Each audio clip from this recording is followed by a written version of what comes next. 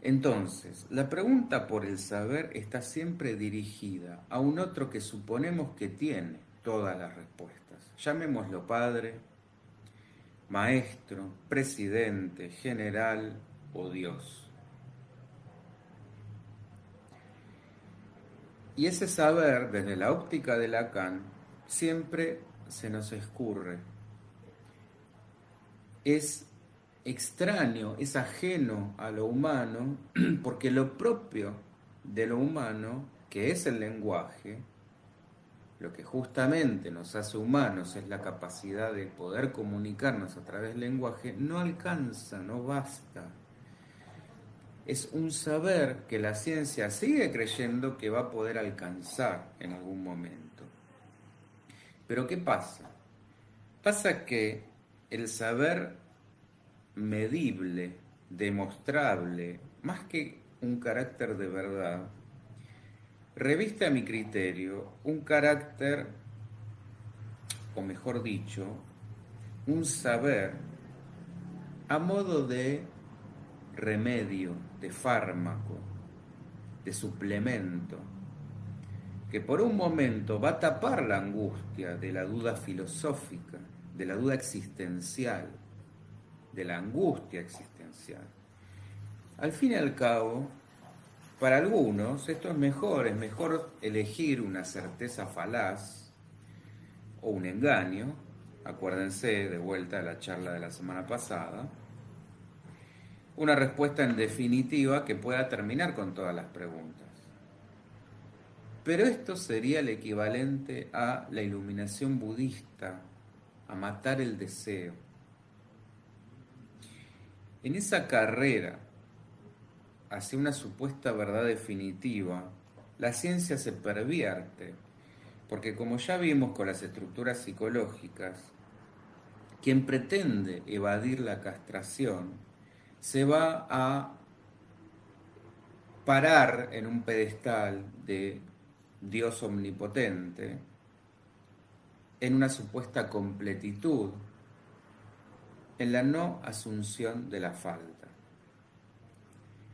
Y como pasa con el perverso, esto otorga un poder sobre los que pretenden ese mismo poder de respuestas que no tienen por sí mismos y que esta ciencia, en lugar de amo, les podría conferir. ¿Se entiende? Están muy calladas, ¿eh? Recuerden la dialéctica del amo y el esclavo. El esclavo sueña con ser el amo. Y esto lo vemos en la ciencia y en cómo opera el mundo. El saber es poder. Y en esta cuestión es donde el psicoanálisis, junto con la filosofía, se separa de esa pretensión de este tipo de ciencia. Porque se proponen el camino difícil, que no es tapar el síntoma angustioso frente a la incertidumbre del no saber, sino animarse a recorrerlo pese al dolor que esto provoca. Porque en eso, ¿qué pasa? Se juega ni más ni menos que la libertad del sujeto, una autonomía que no necesite de pastillas para mitigar lo doliente de la vida. Carla, por eso la filosofía se pregunta si no respuesta. Exactamente.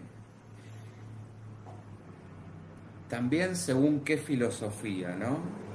Pero sí, porque podríamos encontrar un epicuro que te cuestionaría esto y te diría justamente para qué va a servir la filosofía si no es para aliviar, para dar respuestas al dolor del alma. Y la realidad es que no, es que te va a generar más preguntas que respuestas. Pero bueno, se trata, y lo mismo desde la psicología que yo propongo, a la que yo adhiero, que es no llenarnos de tips de vida, como si uno de este lado tuviera una maestría de la vida, sino justamente de, a ver, no tengo las respuestas, pero vos sí tenés las respuestas a tus preguntas sobre tu deseo y sobre tu forma de goce. Esto igual ahora ya lo vamos a ver. Donde yo puedo desde un lugar de interpretación, de transferencia, que justamente para eso es lo que tiene que servir una terapia, ese sujeto pueda ver reflejado en mí justamente lo que le sucede para poder llegar a esas respuestas, pero no porque yo vaya a darlas. A lo sumo facilitaré un poco el camino. Hola Maros, ¿qué tal? Tanto tiempo. ¿Estamos?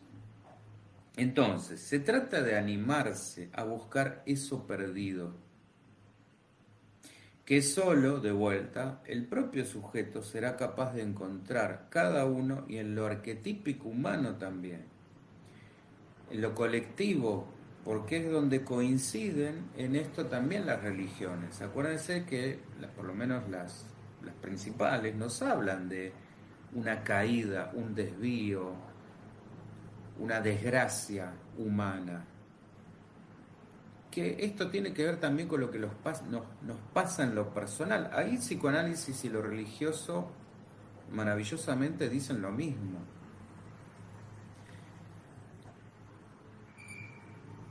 En esto de entender que, ya fuera porque también ligándolo con la filosofía, con el mito de las almas gemelas de Platón, si en algún momento tuvimos esa completitud, ya sea porque nos equivocamos o ya sea porque esto está de alguna manera pautado que sea así,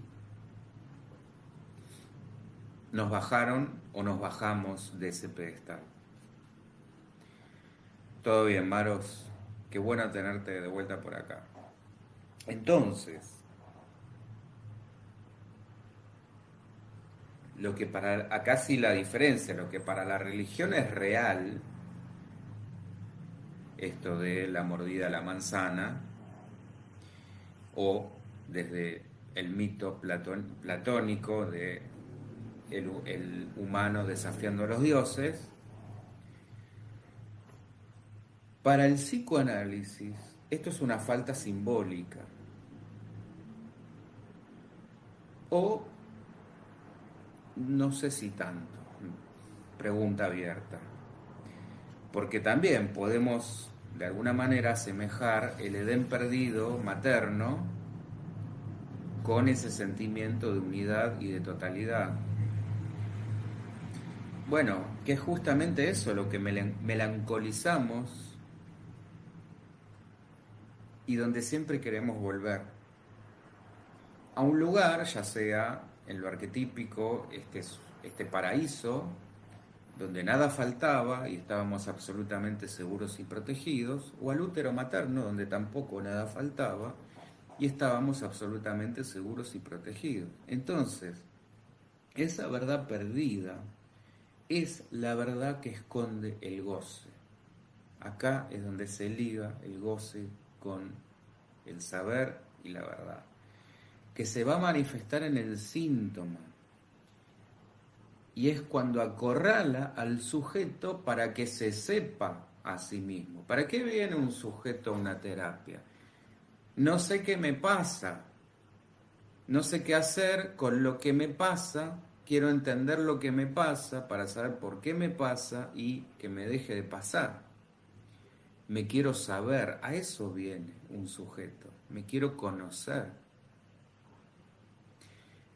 Viene haciendo síntomas, hay algo que le hace ruido, algo que le molesta y no sabe ni de dónde, ni por qué, ni cómo.